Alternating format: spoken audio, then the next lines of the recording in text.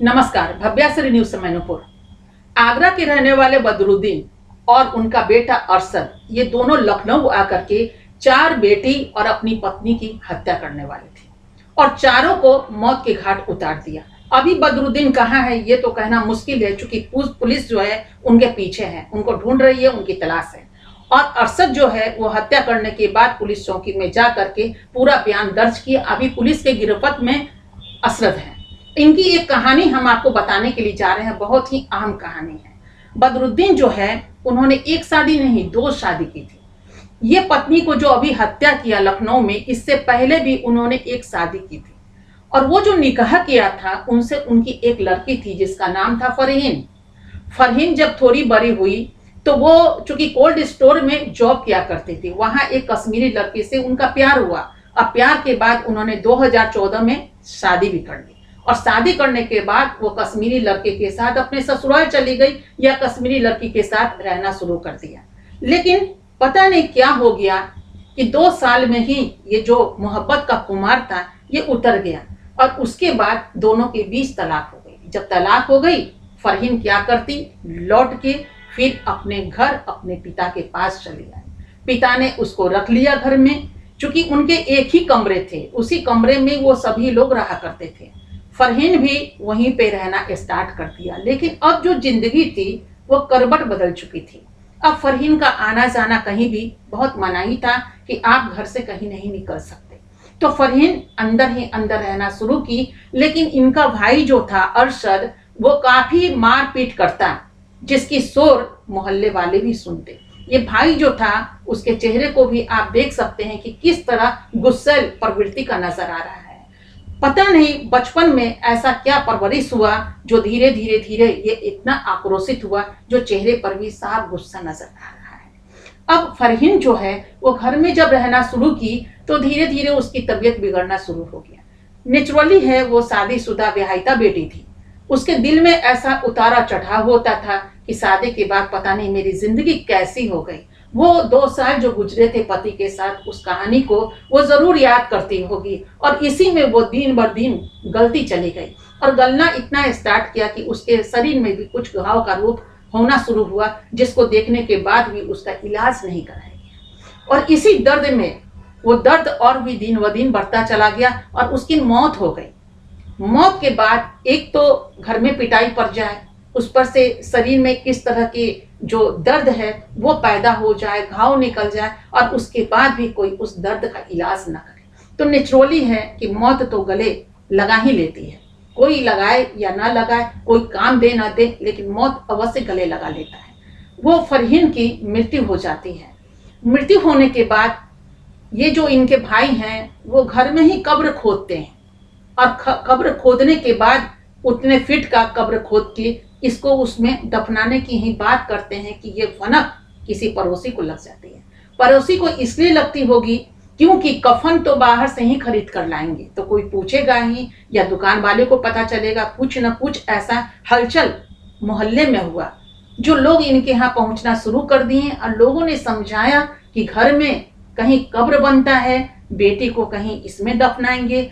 इस तरह की चीजें, चूंकि वो एक जगह होता है जहाँ कोई भी मजहब की जो लाश होते हैं, जो मृत शरीर होती है, उसको दफनाया, जलाया या कहीं भी उसको एक सुरक्षित जगह पे रख दिया जाता है, क्योंकि वो मृत हो चुका है। लेकिन घर से, मोहल्ले से बिल्कुल अलग जहाँ आदमी वहां नहीं रहते हैं, ये तो हम सभी जानते हैं। लेकिन घर में जो कब्र खोदा जाता और घर में अगर उस फरहीन को दबा दिया जाता या उसकी कब्र बना दिए जाते और उसी में वो रहता, तो मोहल्ले वाले का नजारा क्या होता, कितना डरते। हर चीज आदमी मृत शरीर से डरता है जिससे एक दिन वो प्यार करता है।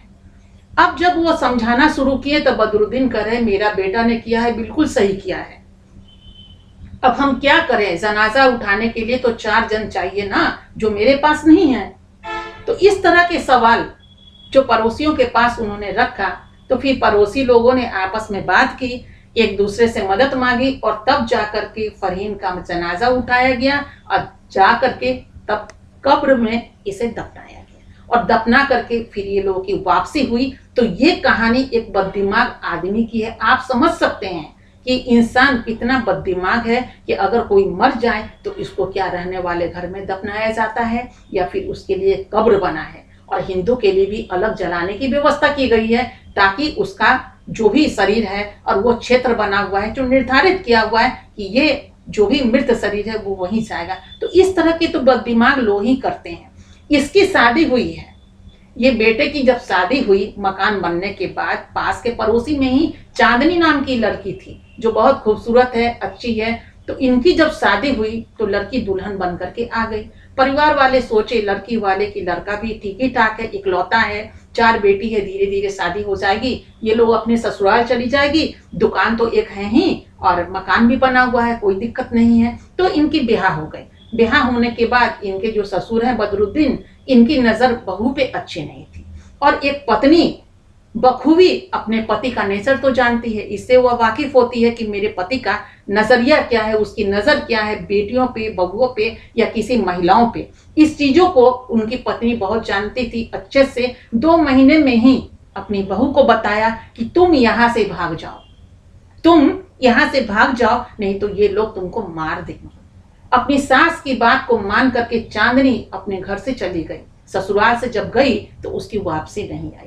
तो पूरी बात जाकर अपनी अपनी माँ को बताया, परिवार को बताया कि इस तरह के रवैया है। और उनके रवैये से, चूंकि मोहल्ले में ही कुछ दूरी पे उनका मकान भी था, तो सारी चीजें जो है वो आंखों से जो बेटी बताई वो उसकी मम्मी ने महसूस किया, और महसूस करके अपनी बेटी को अपने पास रखा। 2 महीना सिर्फ रही अपने ससुर के घर में, उसके बाद उसकी वापसी हुई और 2 साल के बाद उसके तलाक भी हो गए। तलाक होने के बाद दोनों के रिश्ते टूट गए। लेकिन अब जाकर के वो चांदनी की माँ है वो बोलना शुरू कर दी कि ये परिवार कैसा है, ये परिवार वाले मेरी बेटी के साथ क्या किया, बदरुद्दीन का नजरिया क्या था मेरी बेटी के प्रति। ये सारी चीजें खुलकर अभी सामने आ रही है। एक अच्छा खासा जो परिवार है वो यूं बर्बाद नहीं हो जाता, इसके पीछे कोई ना कोई वजह, कोई ना कोई कारण होता है। अपने को संभालिए। इंसान अपने आप को संभालेगा नहीं, नैया में सवार होगा जहां कोई खबरिया नहीं, तो मझधार में वो नैया को तो डूबना निश्चित है। घर परिवार सब कुछ मिला, इतना बड़ा परिवार, आप सोचिए तो सही। सोचकर ऐसा लगता है कि 4 बेटी का परिवार, एक बेटा और एक माँ और पिता, ये इतना भरा पूरा परिवार में आखिर ऐसा कैसे हो गया। आज जेल की सलाखों के पीछे बेटा और पिता दोनों के दोनों कैद हो जाएंगे, और उसके बाद तो घर में कोई रहेगा नहीं, और ताला तो अभी लटका हुआ मिल रहा है, जहां पुलिस अभी वहां पे अपनी निगरानी में रखी हुई है कि वो बदरुद्दीन कब आएगा, कब उसको हम पकड़ेंगे। तो इस तरह की जो पड़ोसी लोग बता रहे हैं, तो सवाल हमारा वही है कि कोई किसी को भी, किसी की भी डेथ हो जाती है तो 4 कंधा वो परिवार को जो मकान बनाकर वहां रहते हैं उन्हें 4 कंधा नहीं कैसे मिलेगा। मोहल्ले समाज में जिस तरह का आवागमन रखिएगा, प्रेम मोहब्बत रखिएगा, आना जाना रखिएगा, तो नेचुरली शादी ब्याह या कोई भी दुख का या सुख का कार्यक्रम होता है तो लोग एक दूसरे को बुलाते हैं, तो वो सुख में और दुख में दोनों में सहयोगी बन जाते हैं। लेकिन ये जो घर में कब्र खोदने की बात आई और लाश को दफना देने की बात हुई, ये बातें तो कुछ और ही एक सवाल गहरा छोड़ता है जो आदमी सोचने पर आज मजबूर है।